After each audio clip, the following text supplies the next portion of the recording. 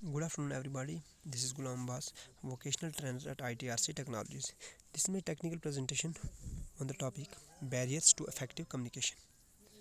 आज का हमारा टॉपिक है barriers to effective communication. Means effective communication बनाने के लिए हमें क्या क्या बैरियर्स आते हैं, क्या क्या रुकावटें आती हैं। सबसे पहले हमें पता होना चाहिए इफेक्टिव कम्युनिकेशन क्या है। तो पहले लेक्चर जो हमने 5-6 लेक्चर जिसमें हमने ये कम्युनिकेशन स्टार्ट किया था, उसमें मैंने ये सबसे पहले कम्युनिकेशन बताया था, उसके बाद टाइप्स ऑफ कम्युनिकेशन बताया था। और ये जो ऑल हमने मेथड पढ़े थे, जो भी जैसे वर्बल, नॉन वर्बल, विजुअल पढ़े थे, ये जो सारे मेथड है ये तभी इफेक्टिव हो सकते हैं जब अगर हम बेसिक ये वाले रूल जो हैं फॉलो करेंगे। इस जो बेसिक प्रिंसिपल्स हैं हमारे वो है 7 C's। 7 C's क्या आता है, जैसे क्लियर है, concise, concrete, correct, coherent, complete, courteous. सबसे पहले आता है क्लियर। एक एक करके हम करेंगे इनको discuss. Be clear about what you want to say, आप क्या कहना चाहते हैं उसके बाद हमें क्लियर होना चाहिए। अगर हमें कुछ पता ही नहीं हमें कहना क्या है तो फिर वो कम्युनिकेशन इफेक्टिव नहीं हो पाएगी। नेक्स्ट आता है हमारा कंसाइज। यूज सिंपल वर्ड, से ओनली व्हाट इज़ नीडेड। जो हमें ज़रूरत है हमें उतना ही बोलना है, और साथ में जो भी हमें बोलना है बिल्कुल सिंपल लैंग्वेज में बोलना है ताकि अगले को आसानी से समझ आ जाए। तो उसके बाद नेक्स्ट आता है कंक्रीट। कंक्रीट क्या है, use exact word and facts. जो भी हमें वर्ड का यूज़ करना है वो बिल्कुल एग्जैक्ट वर्ड होना चाहिए और फैक्ट पर होना चाहिए, तो तभी हम कम्युनिकेशन अच्छी हो पाएगी या इफेक्टिव हम तभी बना सकते हैं कम्युनिकेशन को। उसके बाद correct. Use correct spelling and grammar. तो जो भी हम जब भी हमें ये अगर बोलना है तो हम ग्रामेटिकल भी थोड़ा सा अच्छा होना चाहिए, और लिखते हैं तभी ग्रामेटिकल जो एग्जैक्ट उसमें टेंसेस जो भी है सारा अच्छे तरीके से होना चाहिए, तभी इफेक्टिव बन पाएगी। और स्पेलिंग होनी चाहिए ठीक। स्पेलिंग गलत होगी तो कम्युनिकेशन वहीं से ख़राब हो जाएगी, चाहे लिख करके रिटन में या मैसेज की फॉर्म में, या अगर हम बोल करके कम्युनिकेशन करें। नेक्स्ट आता है कोहेरेंट। कोहेरेंट क्या होता है, जो भी हम वर्ड बोलेंगे कम्युनिकेशन में उनका कुछ ना कुछ सेंस होना चाहिए, उनका कुछ मीनिंग होना चाहिए।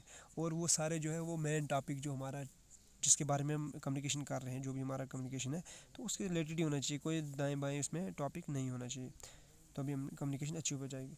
तो उसके बाद है कंप्लीट।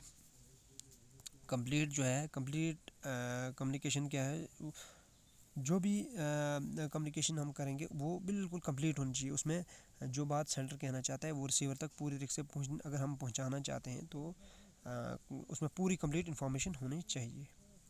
उसके बाद नेक्स्ट आता है कोर्टियस। कोर्टियस होता है जब भी हम कम्युनिकेशन करेंगे हमें रिस्पेक्टफुली जब बात करना चाहिए, बिल्कुल रिस्पेक्ट तरीके से, उसके बाद फ्रेंडली तरीके से उसको, उसके बाद ऑनेस्टली हमें बात करनी चाहिए, तभी कम्युनिकेशन अच्छे से बढ़ पाएगी।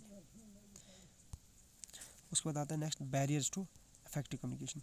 बैरियर्स जो भी हैं, क्या क्या प्रॉब्लम आती हैं कम्युनिकेशन जब करने से, वो है जैसे linguistic, cultural, physical and organisation, interpersonal.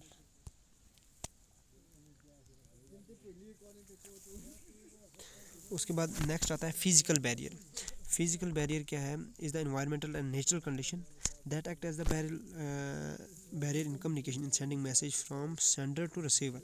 Physical barrier क्या होता है कि इन्वायरमेंटल और नेचुरल कंडीशन जो जो हमें होती हैं, तो उससे जो हमें कम्युनिकेशन प्रॉब्लम आती है उस टाइम उसको कहा जाता है फिजिकल बैरियर। मीन्स नेचुरल जो जो हमारा है इन्वायरमेंटल, वो जो हमें रुकावटें आती हैं उस सेंड करने में, तो उस टाइम उसको बोलता है फिजिकल बैरियर।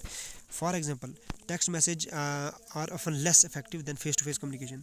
अगर फेस टू फेस कम्युनिकेशन हम कर रहे हैं तो फेस टू फेस कम्युनिकेशन कर रहे हैं तो उसमें वो गेस्चर सारा यूज़ करेगा, तो उससे आसानी से समझ आ जाएगी रिसीवर को। लेकिन टेक्स्ट मैसेज में बहुत ही उससे उतना इफेक्टिव नहीं बन पाएगा। उसके बाद आता है नेक्स्ट लिंग्विस्टिक बैरियर। लिंग्विस्टिक क्या होता है कि लैंग्वेज की जैसे प्रॉब्लम होती है किसी को, तो लैंग्वेज की प्रॉब्लम होगी तो उससे भी कम्युनिकेशन में प्रॉब्लम आएगी, तो ये बैरियर बन जाता है। लैंग्वेज की वजह से भी कई बार वो कम्युनिकेशन नहीं कर पाता दूसरे सेंडर रिसीवर आपस में। अगर उनको एक को लैंग्वेज अच्छी आती है दूसरे को नहीं आती है तो वो उनकी प्रॉब्लम हो जाएगी। नेक्स्ट आता है interpersonal barrier. Barriers to interpersonal communication occur when the sender message is received differently from how it was intended.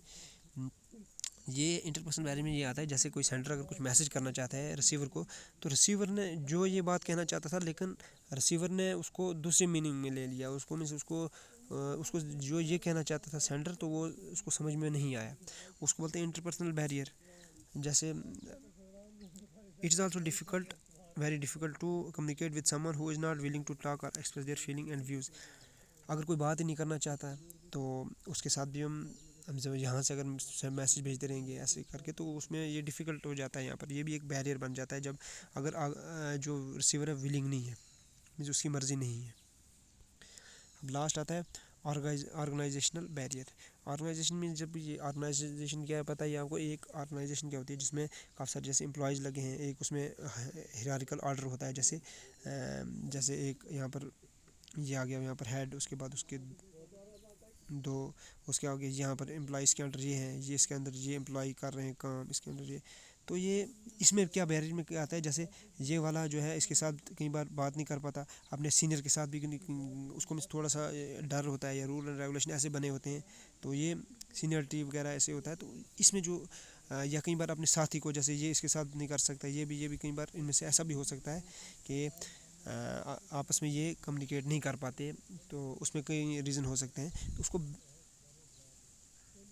Organisational barrier कहा जाता है। तो आज हमने टॉपिक क्या क्या पढ़ा, जो 7 C's ऑफ इफेक्टिव कम्युनिकेशन में जो 7 C हैं, क्लियर, कंसाइज, जो हमने अभी डिस्कस किया।